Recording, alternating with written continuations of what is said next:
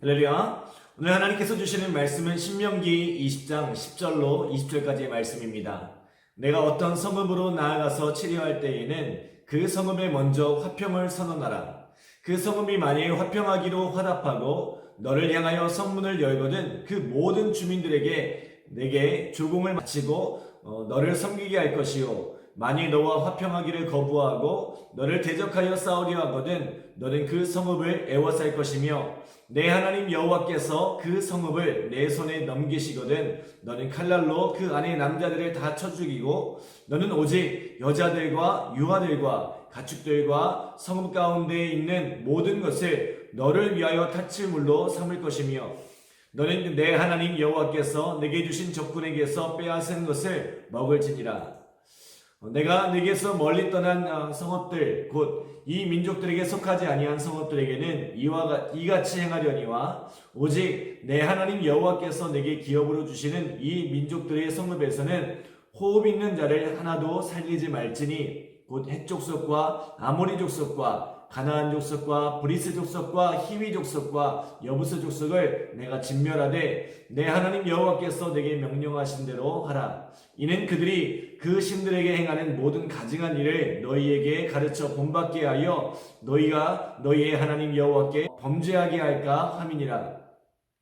너희가 어떤 성읍을 오랫동안 에워싸고 그 성읍을 쳐서 점령하려 할 때에도 도끼를 눌러 그곳에 나무를 찍어내지 말라. 이는 너희가 먹을 것이 될 것임이니 찍지 말라. 그의 수목이 사람이냐? 너희가 어찌 그것을 에워싸겠느냐? 다만 과목이 아닌 수목은 찍어내어 너희와 싸우는 그 성읍을 치는 기구를 만들어 그 성읍을 함락시킬 때까지 쓸지니라. 아멘. 자, 오늘 본문의 말씀을 통해 전쟁의 세 가지 원칙이라는 제목으로 하나님 말씀 증거하도록 하겠습니다. 어제 말씀드렸던 것처럼 신명기 20장은 이스라엘이 가나안에 들어가면서 치러야 할 정복 전쟁에 관한 말씀이라고 했습니다. 하나님께서는 이스라엘 백성이 현실적으로 불리한 싸움에 나섰지만 두려워하지 말 것을 말씀하셨습니다. 왜냐하면 이스라엘을 애굽의 손에서 건져내시고 40년 동안 이스라엘을 광야에서 인도하신 전능하신 하나님이 이스라엘과 함께 하시기 때문입니다. 이 전쟁은 사람에게 속한 것이 아니라 하나님께 속했기 때문에 사람의 숫자가 중요하지 않다는 것입니다. 사랑하는 여러분, 오늘 우리의 싸움은 하나님께 속했습니다. 하나님께서 오늘 우리의 삶에 함께 하심으로 우리에게도 승리를 주실 줄 믿습니다. 오늘 본문은 전쟁에 나서는 이스라엘 백성들에게 주시는 세 가지 원칙에 대해서 말씀하고 있습니다. 첫 번째로 하나님은 먼저 화평을 선언하라고 말씀하십니다. 자, 우리 10절로 11절 말씀 함께 읽겠습니다. 10절로 11절 시작. 내가 어떤 성읍으로 나아가서 치료할 때에는 그 성읍에 먼저 화평을 선언하라. 그 성읍이 만일 화평하기로 화답하고 너를 향하여 성문을 열거든 그 모든 주민들에게 내게 조공을 바치고 너를 섬기게 할 것이요. 아멘. 자, 지금 이스라엘은 세상 그 어떤 군대와 맞서도 백전백승할 수 있는 무기를 가지고 있었습니다. 자, 그 무기가 무엇입니까? 하나님이십니다. 하나님께서 함께 하시기에 이스라엘은 세상의 그 어떤 강력한 군대도 두렵지 않습니다. 오랜 세월 수많은 군대를 막아낸 크고 견고한 성 여리고도 하나님 앞에서는 무기력하게 무너졌습니다. 아람과 암몬과 모압의 연합군도 힘 한 번 쓰지 못하고 자중질환으로 무너지고 말았습니다. 온 이방 나라를 두려움에 떨게 했던 사느립의 군대도 하나님이 치심에 하룻밤새 힘을 잃고 소멸했습니다. 하나님이 함께 하시는 이스라엘은 두려울 것이 없습니다. 하나님과 함께 했던 사람 다윗은 하나님께서 어디로 가든지 승리하게 하셨다라고 말씀합니다. 계속해서 말씀드리지만 하나님과 함께하는 사람은 두려울 것이 없습니다. 우리가 어디로 가든지 무엇을 하든지 반드시 승리하게 하실 것입니다. 그러나 100%의 승리가 보장되어 있음에도 불구하고 하나님은 그들과 싸우기 전에 먼저 그들과 화평을 선언하라고 말씀하십니다. 내가 싸울 수 있고 싸워서 이길 능력이 있음에도 불구하고 싸움이 먼저가 아니라 화평이 먼저라는 것입니다. 그리고 혹 그들이 화평을 거절한다 할지라도 그들을 진멸하지 말고 대적하여 싸우던 남자들만 쳐 죽이고 여자와 아이들을 살려둘 것을 권고합니다. 싸움이 일어나 피를 흘리게 되더라도 그 피 흘림을 최소한으로 한정하라는 것입니다. 여러분, 교회 공동체와 세상은 끊임없이 갈등할 수밖에 없는 구조 가운데 있습니다. 교회와 세상이 추구하는 목표가 다르기 때문입니다. 그들은 하나님 없이 세상을 살아가려 하고 우리는 하나님의 다스림 속에서 살아가기 때문입니다. 그러나 그럼에도 불구하고 교회는 세상 가운데 화평을 선언하고 세상과 화목하기를 힘써야 합니다. 세상과 갈등하게 되더라도 그 갈등을 최소화하기 위해서 힘써야 합니다. 최근에 코로나 사태를 겪으면서 교회는 세상의 문매를 맞아야 했습니다. 교회에서 일어난 감염 대부분이 신천지를 비롯한 이단 교회가 주류를 이루었고 대부분의 교회는 현장 예배를 중단하는 초유의 사태를 감당해내며 정부의 방역 정책에 협조했습니다. 코로나 방역이 상당 부분 이루어진 지금에도 최소한의 예배를 드리며 우리의 권리를 절제하고 있는 이유가 무엇입니까? 세상과 화평하기 위해서입니다. 사실 세상의 회사나 식당을 보면 왜 우리가 이렇게까지 참아야 하나 의문이 들기도 합니다. 그럼에도 불구하고 우리가 우리의 권리를 양보하고 참아내는 이유는 우리가 세상과 화평하고 그들과 공존하고자 하기 때문입니다.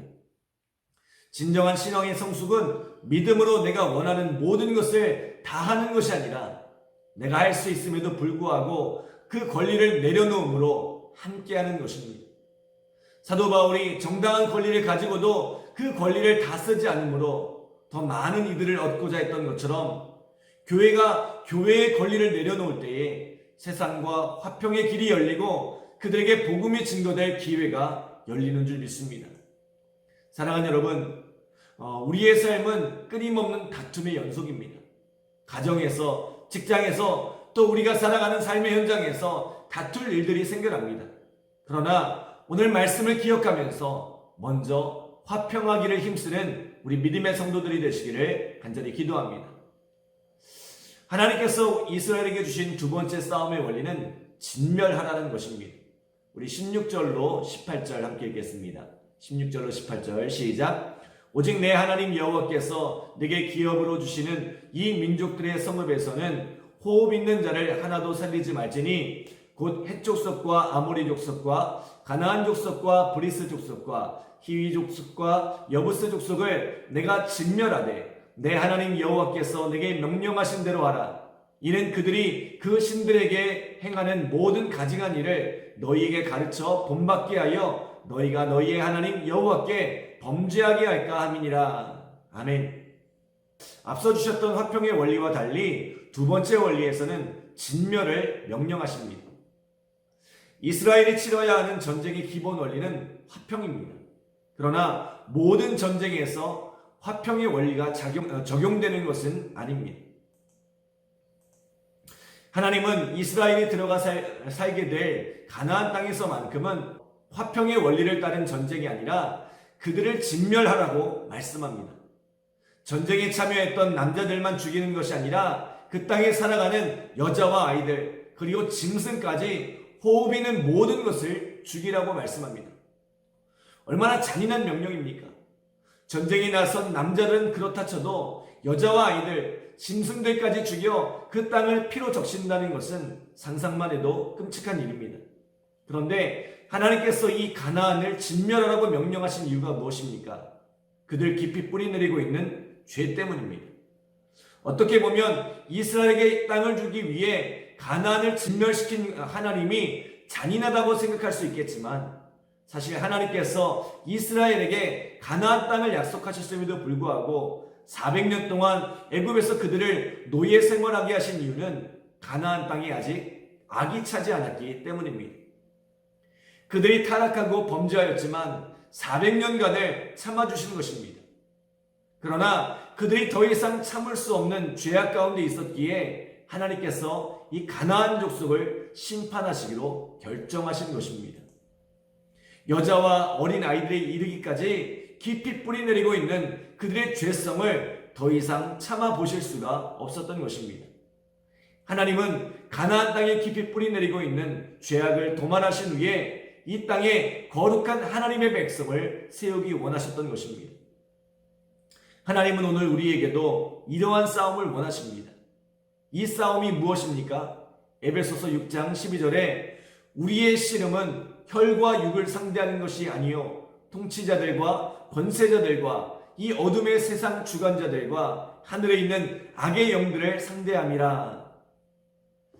자, 우리가 진멸하기까지 싸워야 할 대상은 우리가 세상에서 만나는 사람들이 아닙니다. 우리의 씨름은 혈과 육, 눈에 보이는 누군가와의 싸움이 아닙니다. 그들은 우리의 화평의 대상입니다. 진멸하기까지 싸워야 할 대상은 악한 영이고 우리 가운데 틈타는 죄의 권세입니다. 히브리서 12장 4절에 보면 너희가 죄와 싸우되 아직 피 흘리기까지 대항하지 아니하고 라고 말씀하는데 하나님은 우리가 죄와 싸우되 피 흘리기까지 싸우기를 원하십니다. 우리 가운데 죄가 진멸하기까지 싸우기를 원하십니다. 사랑하는 여러분, 우리가 세상과는 화평하기를 힘쓰되 우리 속에 죄와 피 흘리기까지 싸우는, 그것이 진멸하기까지 싸우는 우리 믿음의 성도들 되시기를 간절히 기도합니다. 마지막으로 하나님께서 이스라엘 백성에게 요구하신 세 번째 전쟁의 원리는 미래를 생각하라는 것입니다. 자, 우리 19절로 20절 함께 읽겠습니다. 19절로 20절 시작. 너희가 어떤 성읍을 오랫동안 에워싸고 그 성읍을 쳐서 점령하려 할 때에도 도끼를 둘러 그곳에 나무를 찍어내지 말라. 이는 너희가 먹을 것이 될 것임이니 찍지 말라. 그들의 수목이 사람이냐? 너희가 어찌 그것을 에워싸겠느냐? 다만 과목이 아닌 수목은 찍어내어 너희와 싸우는 그 성읍을 치는 기구를 만들어 그 성읍을 함락시킬 때까지 쓸지니라. 아멘. 자, 무슨 말씀입니까? 어떤 성읍을 점령하기 위해서 성읍을 포위하는데 그 성읍을 칠 기구를 만들기 위해서 나무를 베더라도 그것을 함부로 베어내지 말고 과실수는 남겨두라는 것입니다. 왜냐하면 그 성읍을 점령한 뒤에는 그들이 그곳에서 먹고 살아야 하기 때문입니다. 전쟁을 이기는데 몰두한 나머지 그 누구도 쓸 수 없는 폐허를 만들지 말라는 것입니다. 언젠가 북한과 관련 전문가가 나와서 북한이 전쟁을 일으킬 수 없는 이유에 대해서 이렇게 설명하는 것을 들었습니다. 북한이 핵무기를 가지고 있고 아무리 월등한 비대칭 전력을 가지고 있더라도 전쟁을 할 때는 무언가를 얻을 수 있을 때 한다는 것입니다. 그런데 만약 북한이 전쟁을 일으켜 남한을 이길 가능성도 희박할 뿐만 아니라 설사 남한을 쑥대밭으로 만들어 놓더라도 남한을 재건할 능력이 있어야 하는데 북한에게는 전후에 남한을 재건할 경제적인 능력이 없다는 것입니다. 그러니 위에서 북한이 남한과 전면전을 펼친다는 것은 불가능한 일이라고 이야기를 하더라고요. 일리 있는 견해라고 생각합니다. 여러분, 전쟁은 단지 승패의 문제를 가지고 싸우는 것이 아니라 전쟁 이후에 얻게 될 이익을 생각하며 싸워야 한다는 것입니다. 저는 이것이 우리의 삶에도 적용해야 할 부분이라고 생각합니다. 오래전에 피스메이커라는 세미나에서 이런 이야기를 들었습니다. 피스메이킹, 화평케 하는 일은 단지 싸움을 없애는 일이 아니라는 것입니다. 그들이 만들고자 하는 화평화는 싸움이 없는 상태가 아니라 잘 싸우게 하는 것이라는 이야기를 하시더라고요. 우리가 싸워서 아무런 소득이 없는 싸움, 서로가 만신창이가 되는 그런 싸움이 아니라 서로가 잘 싸워서 모두에게 윈윈이 되는 싸움이 되게 하는 것이 피스메이킹, 화평케 하는 자의 삶이라고 이야기를 하시더라고요. 여러분, 우리가 살아가면서 얼마나 많은 싸움이 있습니까? 가정에서는 남편과 아내, 부모와 자녀 간에 또는 형제 간의 다툼이 있고 직장에 나가서는 상사와 부하 직원 간에 또는 동료 간에 또 고객과 직원 간에 수많은 갈등과 다툼이 있습니다. 그런데 우리가 이 다툼 속에서 기억해야 할 것이 있습니다. 다투더라도 과실수는 남겨놔야 한다는 것입니다. 너무나 치열하게 싸운 나머지 승자도 패자도 없는 모두가 다 루저가 되는 그런 싸움이 되어서는 안 된다는 것입니다. 서로에게 더 이상 회복 불능의 상처를 입혀서 더 이상 미래를 기대할 수 없는 상태가 되어서는 안 된다는 것입니다. 우리가 살아가면서 많은 갈등과 다툼이 있지만 그것이 미래를 막아버리는 다툼이 아니라 미래를 건강하게 열어가는 다툼, 가정을 건강하게 하고 삶을 건강하게 하는 다툼이 되어지기를 간절히 기도합니다. 사랑하는 여러분, 싸우되 잘 싸우시기 바랍니다. 우리의 싸움이 미래를 여는 건강한 싸움이 되기를 간절히 기도합니다. 말씀을 정리합니다. 오늘 말씀을 통해 주시는 이 싸움의 세 가지 원칙이 있다고 했습니다. 첫 번째로 싸움에 앞서 먼저 화평을 힘쓰라는 것입니다. 두 번째로 때로 싸우되 우리가 진멸하기까지 피 흘리기까지 싸워야 할 싸움이 있다고 했습니다. 그리고 마지막으로 싸우되 잘 싸워서 미래를 건강하게 열어가는 싸움을 싸우는 우리 믿음의 성도들 되시기를 간절히 기도합니다. 기도하겠습니다. 하나님 감사합니다. 오늘 이 새벽에도 함께하여 주셔서 귀한 새벽 말씀으로 열어갈 수 있도록 인도하심에 감사드립니다.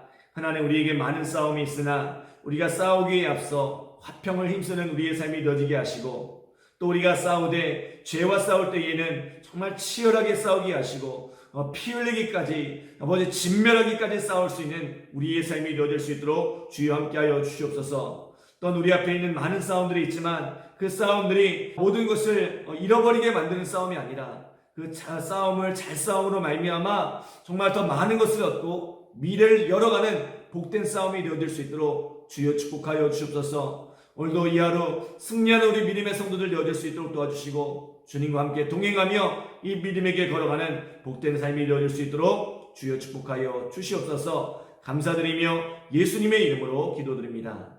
아멘.